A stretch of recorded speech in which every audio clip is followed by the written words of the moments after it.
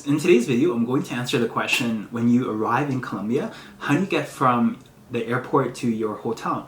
So most likely after your flight, you want to get to your hotel in the most efficient and practical manner with minimal logistics. So the least energy and the least time wasted to get to your hotel.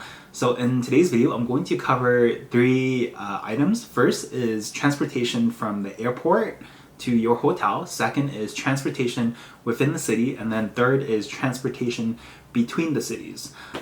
So the transportation methods that we talk about can be applied to the different cities like Bogota, Medellin, Cartagena, Santa Marta, Cali, etc. Let's first talk about from the airport to your hotel.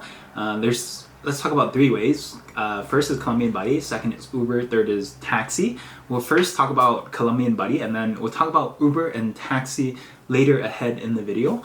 So Colombian Buddy is a company that provides airport transfer services among other services like tours within Colombia.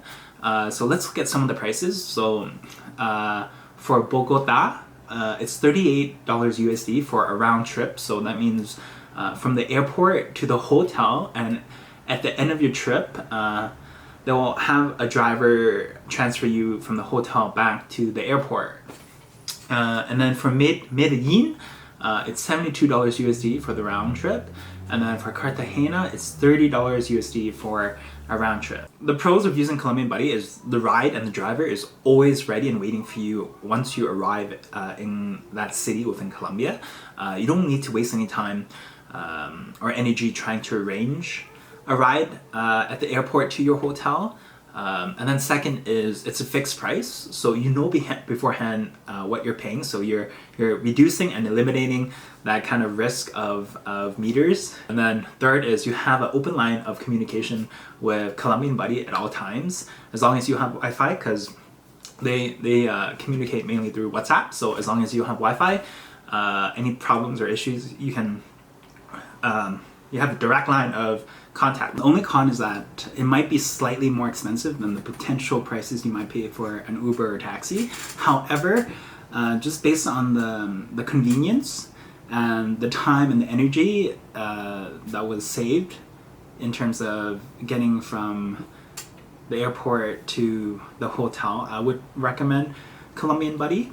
I personally use Colombian Buddy for my airport transfer services from airport to hotel, and I would recommend also for other first-time visitors to Colombia because they made the transportation and arrangement from airport to hotel just so convenient and efficient. Like once I arrived, I didn't have to worry about the logistics or like waste time and energy trying to find a ride from the airport to the hotel.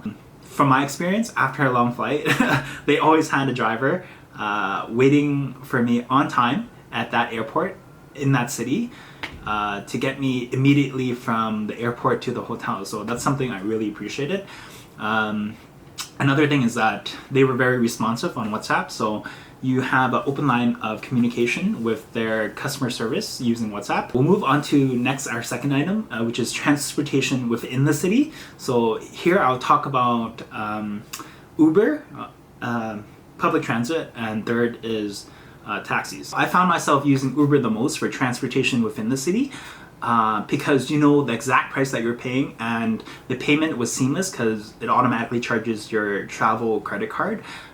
So my range was, like in terms of cost, my range was between 5,000 Colombian pesos to 25,000 Colombian pesos. So that's about $2 Canadian to $10 Canadian with the average, I found myself with the average price for most of the rides being at 10,000 Colombian pesos, which is $4 Canadian. So I was able to explore most of the cities within Colombia at 10,000 Colombian pesos a ride. Second is I would recommend trying out public transit if you're visiting Medellin specifically, because Medellin has the Metro Cable and the Metro Plus and their bus system. So Medellin actually won the Lee Kuan Yew World City Prize for the most innovative city in 2016 from Singapore for its transformation, which includes its public transit system.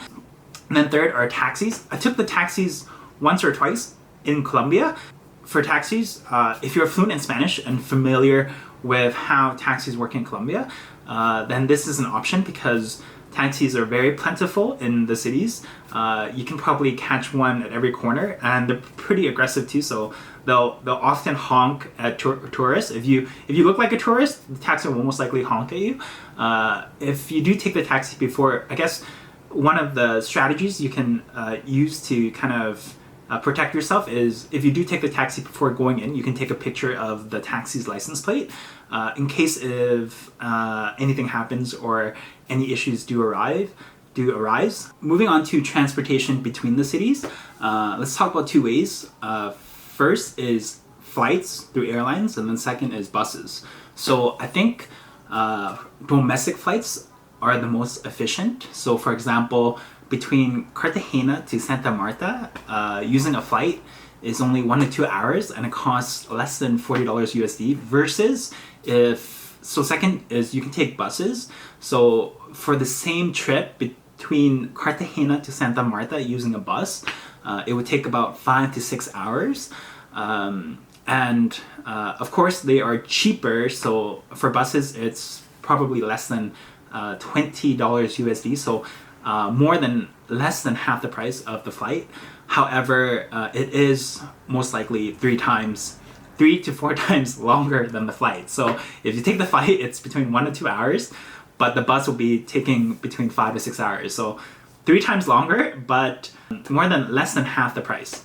So I think at that price range between, so both are less than $50 USD, I would just go with the flight because it would just save you so much more time. And especially if you're on vacation and time is of the essence, each hour counts, right? You don't want to waste 4 or 5 precious hours being in a bus. So for just an additional, I don't know, I guess $20 USD, saving that amount of time, so spending an extra $20 USD to save yourself 4 hours, I think is totally worth it, because like you're essentially paying $5 per hour to save your time. And I think especially if you put into perspective of things, $5 an hour is not that much. Especially you get to a point of your life where you value your hours much more than that.